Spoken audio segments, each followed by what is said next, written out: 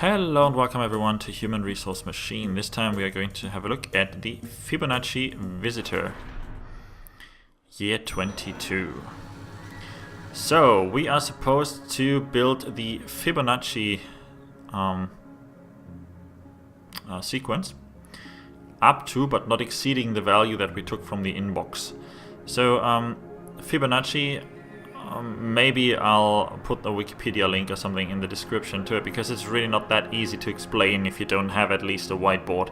But the idea is that the Fibonacci of n is the sum of Fibonacci of n-1 plus the Fibonacci of n-2. So essentially Fibonacci at this step 5, is the sum of the previous two. So 2 plus 3 is 5. The next step would be 5 plus 3 is 8. 8 plus 15 is 13, and so that's how that row is built. You typically start at 1 and 1.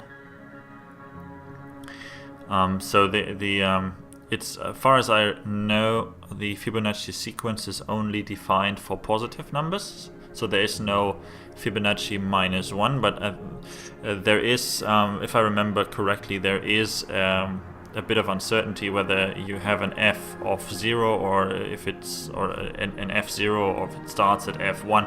But really, that's for the mathematicians to decide. For this particular puzzle, that doesn't really matter at all. So the idea is that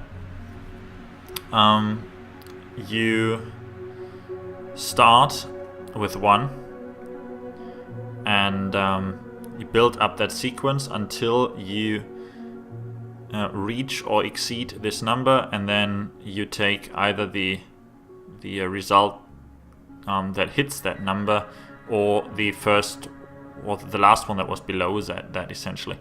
So the way I did it is I initiated my sequence, my Fibonacci sequence, by copying from F0, which is this one. It's not technically right, the F0 label, but it helped me remember what I wanted to do with it. So I took the F0, copied that to Fn-2 and Fn-1, and then also to Fn, but bumped the Fn up by 1, which is supposed to show me or indicate the first one in that sequence. And then I went and built up the sequence. So as I explained earlier, the idea is that you take the two, you take in order to figure out the next number, you take the previous two in the sequence and add them together. So if you have n1, if you have 1 in this field and you want to know which the next number is, you add 1 and the previous number. So you add 1 plus 0, so 1 would be the next one. Then you add 1 plus 1 would be the next one is 2. Then you add 2 plus 1 is the 3. So let's just see how that looks. The way I did it is I took from the inbox and copied it to X, just to have that number stored somewhere, so to be able to compare. And then I copied from Fn, which is initiated with 1, and outbox it, because we are supposed to outbox the total, the complete sequence. Then I copy from Fn-1, copy it to Fn-2, copy from Fn, copy it to Fn-2. So essentially shifting that number over here and calculating the one that is supposed to be the current number in the sequence. So let me just illustrate that. I think it's probably easier once you see it. So this is the initiated setup of Fibonacci sequence numbers. So we start with the 1, then we take from the inbox, and then we start building and outboxing. So we outbox the first Fibonacci number, which is 1. Then we copy the Fn-1 to the Fn-2, which we no longer need in order to calculate the next number. Copy from Fn and copy it to Fn-1. And then add those together, Fn-1 and Fn-2, and we get Fn, which in this case is 1 as well, which if you remember, is correct. So we got 1 and 1. So now we have 1. Yeah. So these numbers, you will essentially see a window sort of slide through these numbers, and they will appear in these 3 fields, only in reverse order, because I decided to, you know, just do it like that. And then once we calculated the current number in the sequence, we have to compare it to our input. So that's why our little guy went over here and subtracted 6 from the 1. So we end up with -5. Since that is a negative, we haven't exceeded our current Fibonacci number, and therefore can go on. So if we have a negative, we jump up here. And oh, sorry, now he quit that. But essentially, if we hit a negative, we know that we haven't exceeded our number yet, so we can go on and build the next number in the Fibonacci sequence, outbox it, and keep going. Once we hit a negative, it can mean that we exceeded the number, but it can also mean that we hit the number itself. Therefore, we need another check whether we hit 0 or whether this subtraction ended in a 0. If that's the case, we hit the number exactly, and we also have to outbox it. Otherwise, we can just jump right back to the start and take the next number. Seems a bit complicated. Like I said, it's a bit hard to explain if you don't have a whiteboard at least. But let's just have a look and watch. So we build our first Fibonacci number, the 1.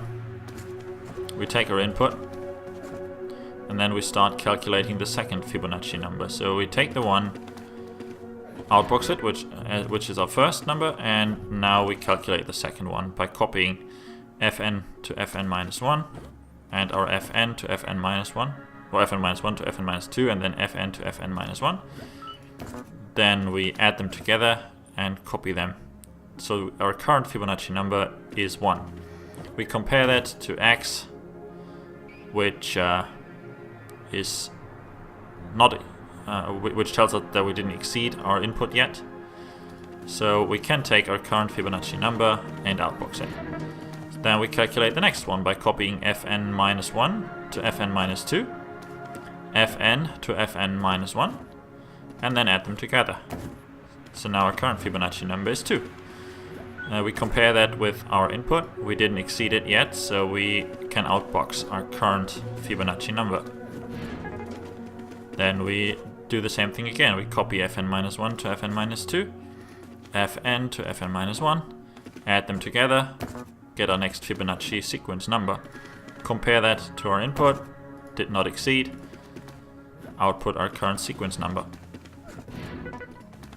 Then we take again fn minus 1, copy it to fn minus 2, fn to fn minus 1, add those together, copy it to the current sequence number store, compare it to our input, didn't exceed it, copy it to the outbox.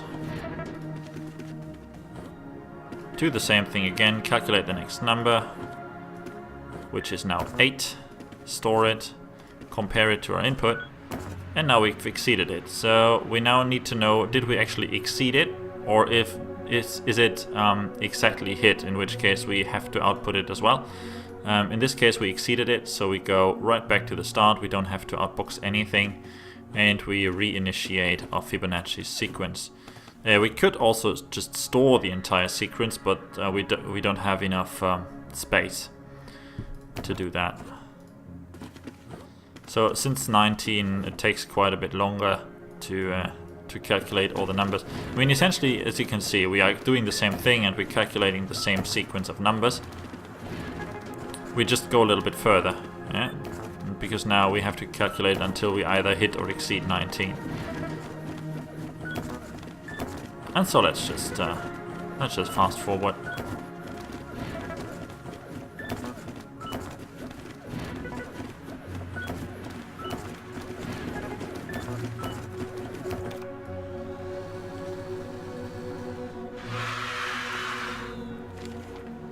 And there we go, 19 of 19 commands and 156 allowed, but we only needed 151 steps. So that's the Fibonacci visitor. See you next time.